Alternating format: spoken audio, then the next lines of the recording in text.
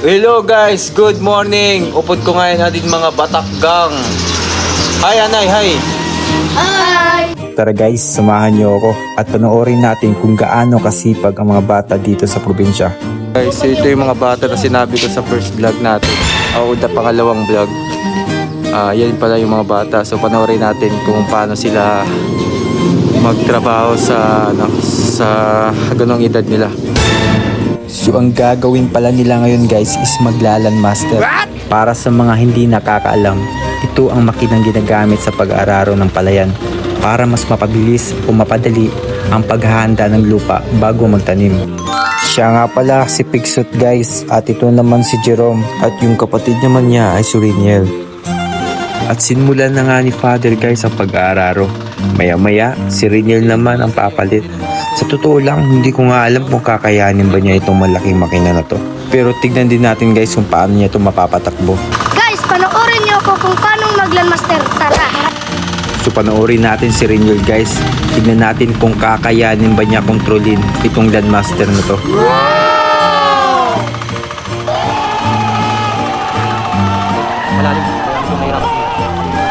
Nakakabilib at nakaka-proud talaga yung mga batang ganito. Sa panahon ngayon, bihira na lang makita yung mga batang ganito.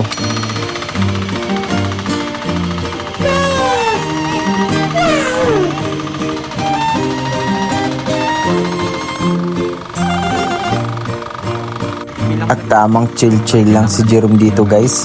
Siya yung susunod kay Riniel at sunod naman si Pixot. At ayan na nga guys, tinawag na nga si Jerome. Panuorin natin to guys. 9 years old pa lang to si Jerome. At 11 years old naman si Riniel. Magkapatid nga pala yan sila guys. At dali-dali na nga kinuha ni Jerome guys yung landmaster.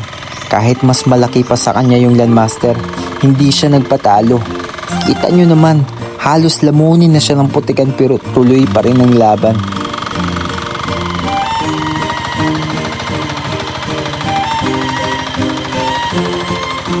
Grabe itong si Jerome guys. Lumalaban para magkaroon ng baon sa pasukan. Kahit halos na sumayad yung itlog niya sa putik. Grabe guys.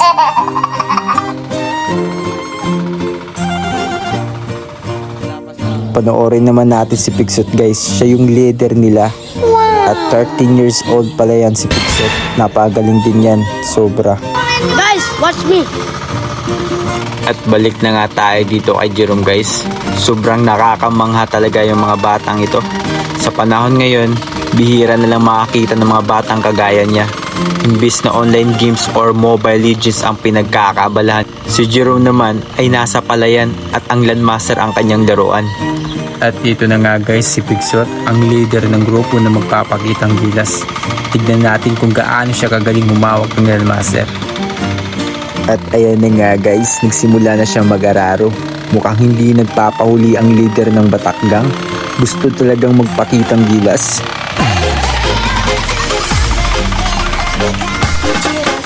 At ayan na nga guys, pinakitaan na nga tayo ng kanyang galing. Grabe talaga yung mga bata dito sa Barangay Kangkayang. Parang mga veterano na kung magtrabaho sa palayan. Shoutout pala sa inyo lahat. Oh my God! Kahit nga si Father guys, inapahanga din. Hati mo masiring mga bata. Hati masiring. Mga trabantigod ng mga bata. Trabahan. Magabulig sa kinikanan. At saludo talaga ako sa mga batang tulad nila. Sa panahon ngayon, bihira na lang ang mga batang mas piniling maghanap ng pagkakakitaan kaysa mag-asaya ng oras. Kapag walang pasok, nagsisikap silang kumita para sa pangbaon sa darating na pasukan. Kaya nakakabilib dahil sa murang edad pa lang, natutunan nila ang tunay na halaga at sipag at tiyaga.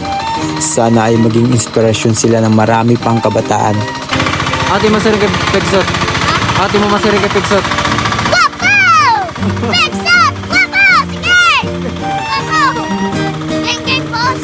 Gaging post. Makapoy? Ha? Kapoy? Oh, kapoy. Ganyan!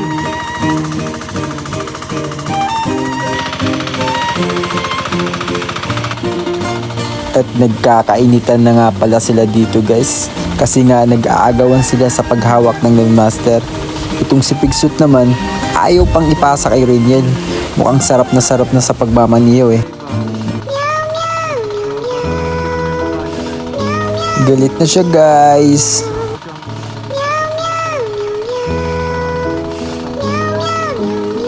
Ang sinin mo? Wala, na leader. So, yung leader si Pigsut. Kaya naman, bakit? Ha? Hambog. Ambog. Ambog daw.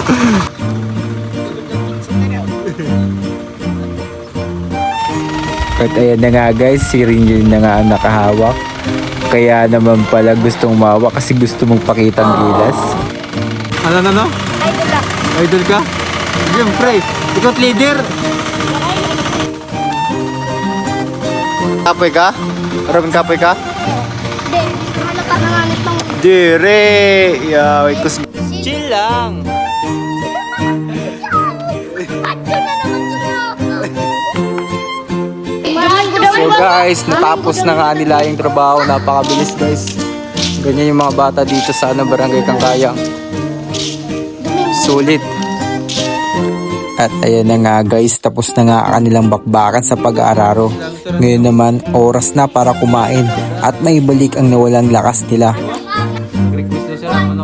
Takbalay, pahiya mo ko sunod. Ha? Di ba takbalay, pahiya mo ko sunod. So, mupahin mo daw sila sa balay. Asugad daw Ang sila. gapit akon. Ikaw gyapon? Oo. Suot yung balay. Wow! Hausot! Buwan kita at rin ito lang balay. Oh, tulog ka mong tulog. Correct niyo mo mag-upod ka mong tulog sa pusa na balay. Hindi kami lang tulog. Ano man? Sino pa?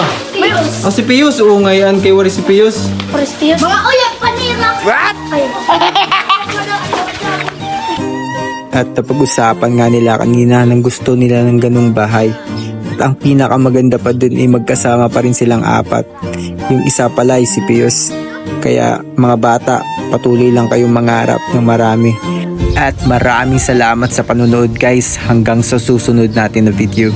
Please like and follow my video.